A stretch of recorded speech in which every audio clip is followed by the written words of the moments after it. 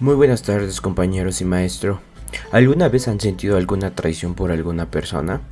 ¿Y el sentimiento de que no saben si esa persona va a volver a hacer lo mismo? Claro, a eso se le llama incertidumbre. Y es una sensación muy peculiar de los seres humanos, pero en esta vez lo enfocaremos más en un agente inteligente, porque sí, compañeros, los agentes inteligentes también tienen incertidumbre. Es donde se verá lo que un agente debería hacer cuando no todo está claro y cristalino. Pero para poder entender lo que es incertidumbre, tenemos que preguntarnos la pregunta más obvia. ¿Qué es un agente? ¿Qué es incertidumbre? Incertidumbre es la falta de seguridad, de confianza o de certeza sobre algo, especialmente cuando crea inquietud. Esto basándolo en una definición de la lengua real española. Pero ahora, ¿qué es incertidumbre en los agentes? En los agentes casi nunca tienen acceso a toda la verdad sobre un entorno. Los agentes deben así saber comportarse bajo incertidumbre. Aún con esta definición quedamos un poco en la intemperie sin saber lo que es realmente un agente. Por eso, esto lo explicaremos con un ejemplo.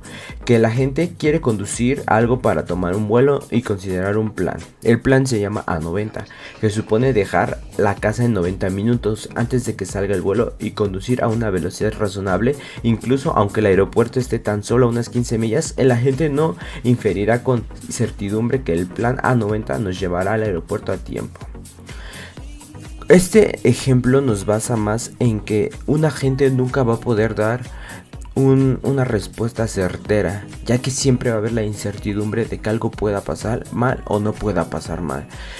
Enfocado a esto de si una persona alguna vez nos ha traicionado o hemos sentido esa traición y no sabemos si lo va a volver a hacer, realmente no sabemos cuál va a ser el resultado. Pero otro paso para entender lo que es la incertidumbre es con otra definición un poquito más certera. La incertidumbre es la condición en la cual no se puede saber cómo se va a comportar un sistema. En esto queda ya más claro porque es como el ejemplo que les ponía de las personas. No sabemos si la otra persona nos va a volver a engañar, pero sí podemos llegar a tener un acercamiento a una respuesta más clara. Ahora, ¿por qué la incertidumbre es importante? Porque con esto podremos saber qué camino tomar. Jamás tendremos un camino que realmente nos diga la certeza de las cosas. Por eso se llama incertidumbre, porque nunca sabremos realmente lo que va a pasar. Por el momento solamente hay que quedarnos con esa definición para poder entender los siguientes temas mucho mejor. Entramos a una sección de nuestro tema en la que comprenderemos la naturaleza del conocimiento incierto. Para esto, hay un ejemplo muy bueno para tomar en cuenta y será de un diagnóstico sencillo, lo que nos ayudará a ilustrar los conceptos involucrados. Tomamos en cuenta que un diagnóstico, sea del ámbito que sea, es una tarea que siempre involucra incertidumbre.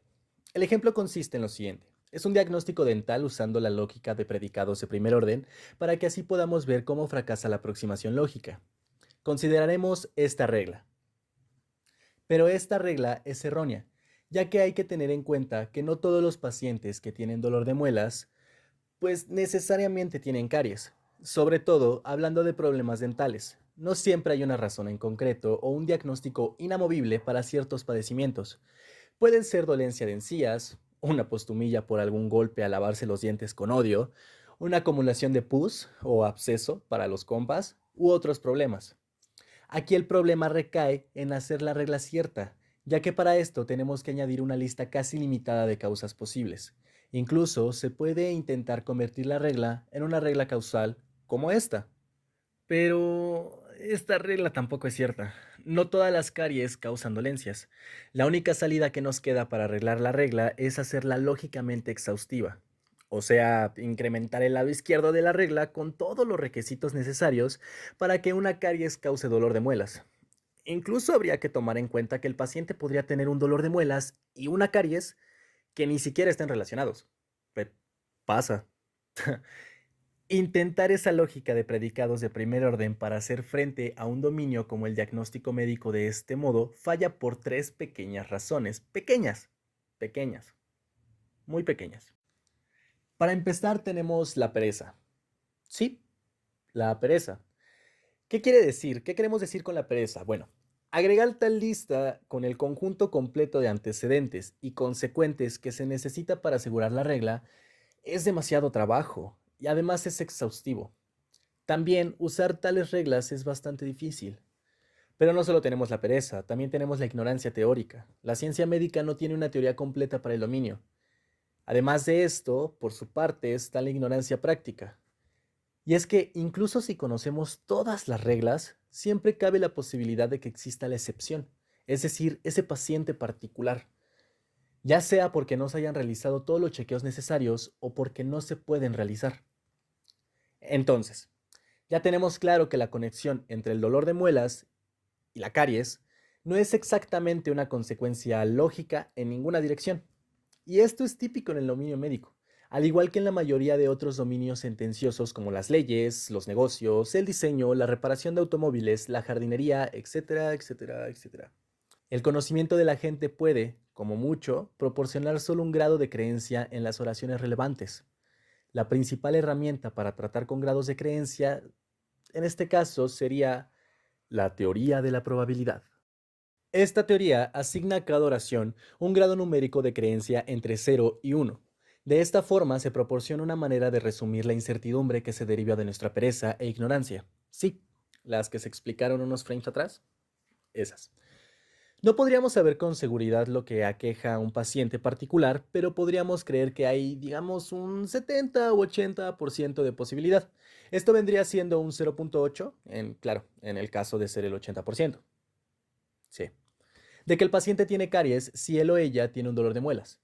Esta información podría provenir de datos estadísticos, como alguna nota tipo el 80% de los pacientes observados hasta el momento con dolor de muelas presentaron caries. También de algunas reglas generales o de una combinación de fuentes de indicios, fuente de los deseos.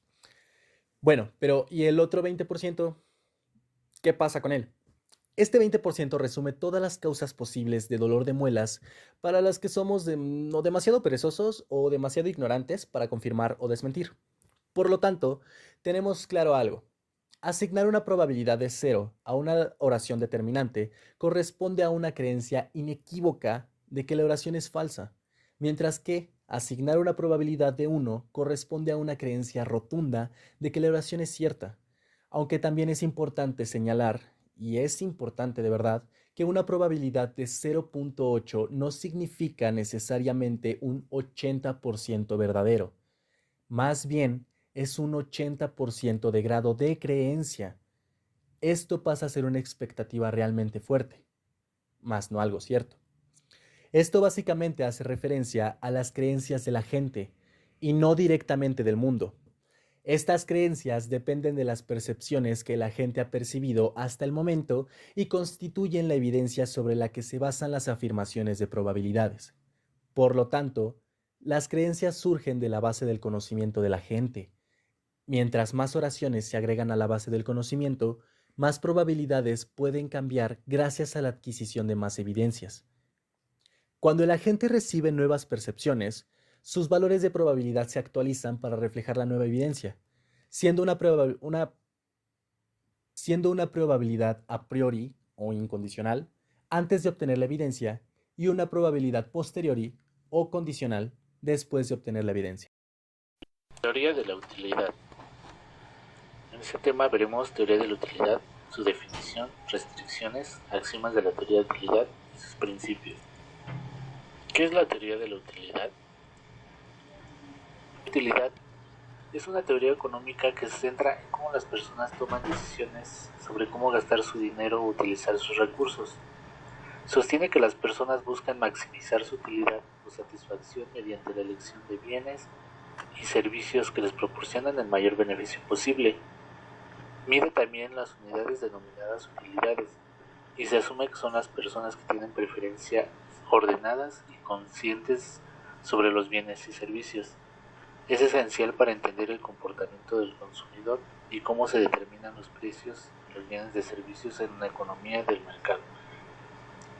También se refiere al estudio de cómo se miden y se maximizan los beneficios o ganancias. Esto incluye la formulación de modelos matemáticos que se escriben como un agente inteligente debe tomar decisiones en función de su entorno y objetivos, y cómo se puede medir y comparar los resultados obtenidos por diferentes agentes o estrategias. La teoría de utilidad juega un papel importante en investigación en áreas como el aprendizaje automático, la planificación y la toma de decisiones en sistemas complejos. Restricciones sobre preferencias racionales. La escritura de ciertas restricciones sobre las preferencias que un agente racional debería tener y demostrando que el principio de las máximas utilidades esperadas puede derivarse a partir de estas restricciones. Se usará la siguiente notación para explicar las preferencias de un agente. La primera, A se prefiere sobre B. Segunda, el agente es indiferente a la hora de escoger entre A y B. Tercera, el agente prefiere a A sobre B o ambos le son indiferentes.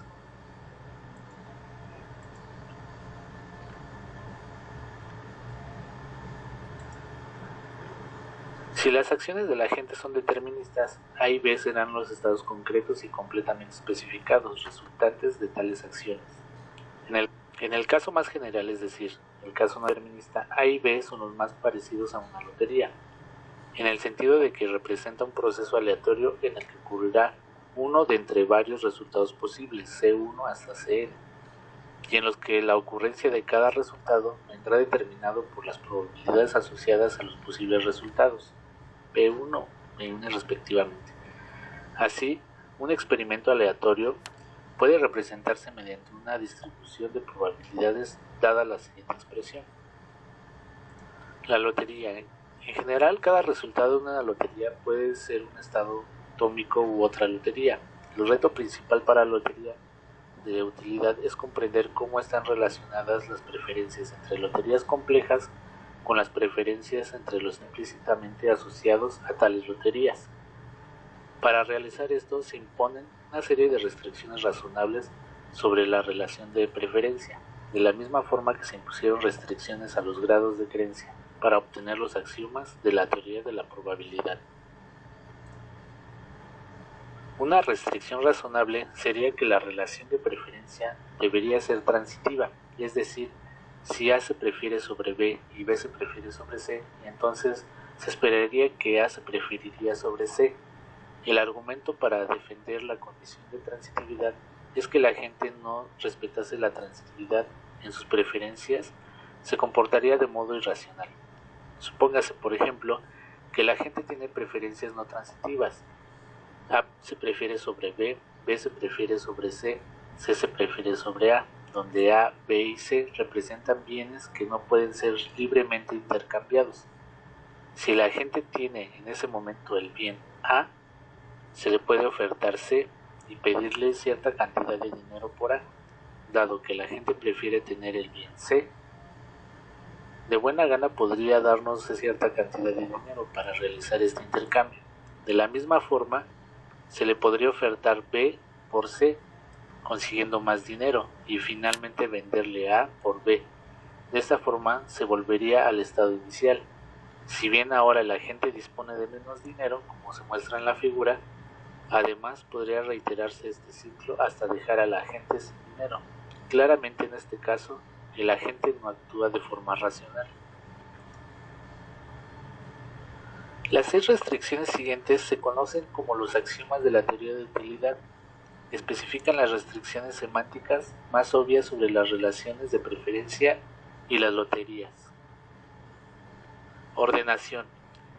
Dados dos estados cualesquiera, un agente racional debe ser capaz de, o bien de preferir uno de ellos, o bien establecer ambos igualmente preferibles, es decir, el agente no puede evitar tomar una decisión. Transitividad. Dados tres estados cualesquiera, si un agente prefiere A frente a B y a B sobre C, entonces el agente debe preferir A sobre C. Continuidad. Si existe algún estado B entre A y C en la relación de preferencia, entonces existe un valor de probabilidad P para que el agente racional es indiferente entre considerar como el seguro el estado B y la lotería que establece el estado A con probabilidad P y al estado C con probabilidad 1P. Sustitución. Si un agente es indiferente entre dos loterías A y B, entonces el agente es indiferente entre dos loterías más complejas en las que aparecen A y B, pero en una de ellas se sustituye B por A. Esto es así, sin importar las probabilidades involucradas ni el resto de los resultados posibles en las loterías. Monotonicidad. Supóngase que existen dos loterías que tienen dos resultados posibles e iguales, A y B. Si un agente prefiere A frente a B, entonces el agente debe preferir la lotería que presenta una mayor probabilidad para A y viceversa. Descomposición. Las loterías compuestas pueden reducirse a una forma más simple empleando las propiedades de la teoría de la probabilidad.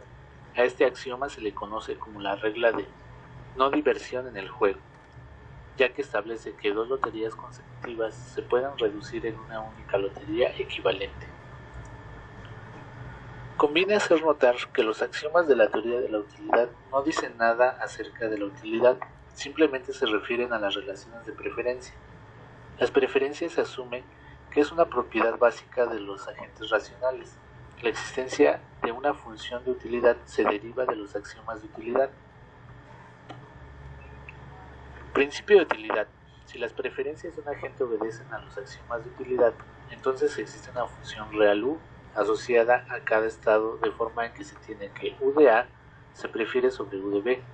Si y solo si se prefiere A frente a B y U de A es igual a U de B, si y solo si el agente se muestra indiferente ante A o B.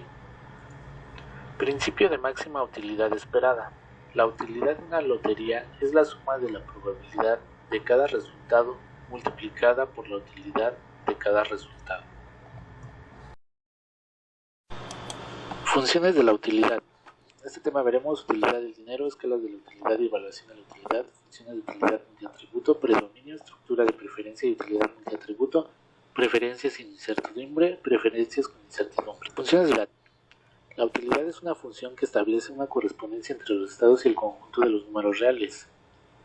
Las preferencias de los agentes reales son, por lo general, más sistemáticas. Recíprocamente existen formas sistemáticas de definir unas funciones de utilidad que, una vez implementadas en un agente artificial, pueden generar los tipos de comportamiento que deseen. Utilidad del dinero. La teoría de la utilidad tiene sus raíces en la economía y la economía proporciona un candidato evidente para una medida de la utilidad, el dinero. La casi total aceptación del dinero como medio universal para intercambiar toda clase de bienes y servicios sugiere que el dinero representa un papel significativo en las funciones de la utilidad humana. Preferencia monótona. Si se centra la atención a las acciones que exclusivamente afectan a la cantidad de dinero que tiene un agente, se pone de manifiesto que, por lo general, lo que la gente prefiere es tener más dinero, manteniendo igual el resto de recursos que posea. Se dice pues que la gente representa una preferencia monótona siempre creciente por el dinero. Sin embargo, esta condición no es suficiente para garantizar que el dinero se comporta como una función de utilidad, ya que no se dice nada acerca de las preferencias sobre loterías que se refieren al dinero. Valor monetario esperado. El valor esperado monetario es un concepto utilizado en la toma de decisiones financieras para evaluar diferentes opciones. Se refiere al valor promedio esperado de una inversión o proyecto en términos monetarios. Equivalente de certeza. El valor que el agente estaría dispuesto a aceptar en un lugar del resultado de la apuesta se conoce como equivalente de certeza o seguridad de la lotería. Neutral al riesgo. Conviene hacer notar que para pequeños cambios en la riqueza esperada frente a la actualidad, prácticamente cualquier curva se comporta linealmente. Un agente que tenga una curva lineal se dice que es neutral al riesgo. Para decisiones con un beneficio pequeño, es de esperar adoptar una posición de neutralidad. En este sentido, se justifica el procedimiento simplificado que se proponía en las pequeñas apuestas para evaluar probabilidades y para justificar los axiomas de la probabilidad. Escalas de utilidad y evaluación de la utilidad. Los axiomas de la teoría de la utilidad no especifican una única función de la utilidad para un agente, conocidas sus preferencias. Por ejemplo, se puede transformar una función de utilidad VDS en otra como VDS igual a K1 más K2 por VD, donde K1 es una constante y K2 es cualquier constante positiva. Claramente esta transformación lineal mantiene el comportamiento del agente inalterado. Función de utilidad ordinal o función del valor. En contextos deterministas donde solo es posible un único estado, resultado y no varios, cualquier transformación monótona conserva el comportamiento inicial. Lotería estándar. La probabilidad P se ajusta hasta que el agente se muestre diferente frente a S y la lotería estándar. Suponiendo que los valores de utilidad están normalizados, La utilidad de S viene dada por el valor de P. Funciones de utilidad multiatributo. La teoría de la utilidad multiatributo es un enfoque utilizado para medir la preferencia de un individuo hacia un producto o servicio, basado en la idea de que la utilidad de un producto o servicio se puede medir en términos de varios atributos o características, y asignando un peso o importancia relativa a cada uno de ellos, para calcular la utilidad total. Estructura de preferencia y utilidad multiatributo.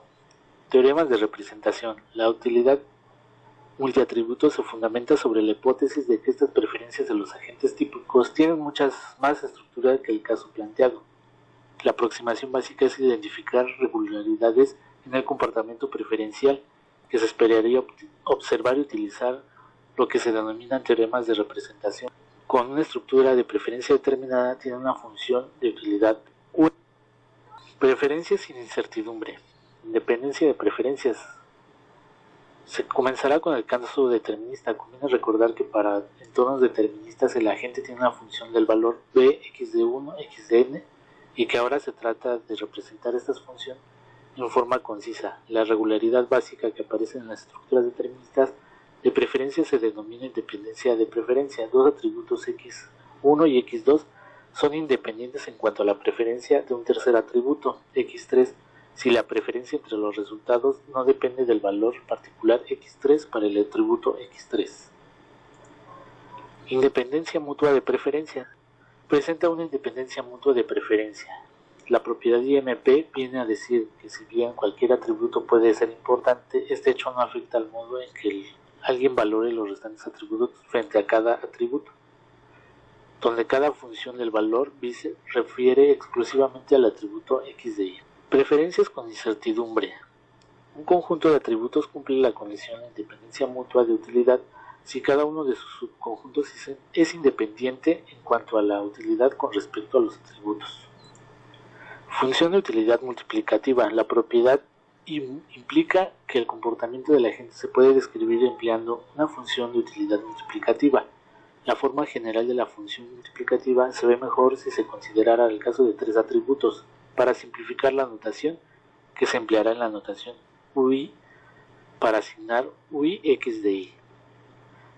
Aunque esta forma no parece muy sencilla, solo contiene tres funciones de utilidad sobre un único atributo y tres constantes. Por lo general, un problema que verifique la propiedad IMU puede modelarse empleando n funciones de utilidad sobre un único atributo y n constantes.